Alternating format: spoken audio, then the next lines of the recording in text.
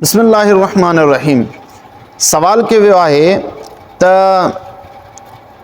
जॾहिं असां कणिक खपाइण वञूं था त सेलर वारा असां खां मण ते हिकिड़ो किलो कटे वठनि था, छा इहो जाइज़ आहे या न?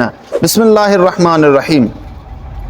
यादि रखो त जॾहिं वापारु कयो वेंदो आहे, का ख़रीद फ़रोख़्त कई वेंदी आहे ऐं ख़रीदण वारो ऐं वठण वारो जेकॾहिं पाण में कंहिं मामले ते राज़ी आहिनि त उहो वापारु जाइज़ हूंदो आहे।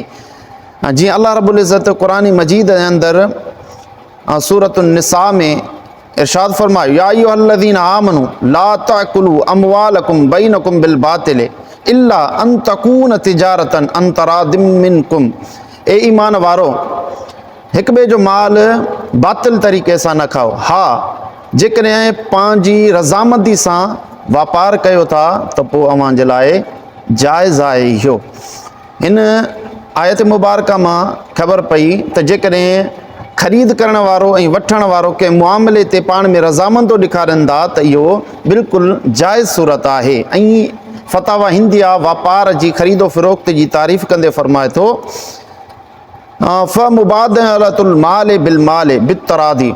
वापारु चइबो आहे ख़रीद करणु, माल जे बदिले में माल ॾियणु रज़ामंदे सां। जेकॾहिं रज़ामंदो आहे त बिल्कुलु जाइज़ आहे, जेकॾहिं रज़ामंदो न आहे त उन सूरत में इहो नाजाइज़ थींदो। ऐं बदाए सनाए में अल्लामा कासानी रहमहुल्लाह ताला तो फरमाए, अज़ियादतु फिल मबीअ वस्समन जाइज़ुन मबीअन व समनन कअन्नल अक़द वरद अलल मज़ीद अलैहि।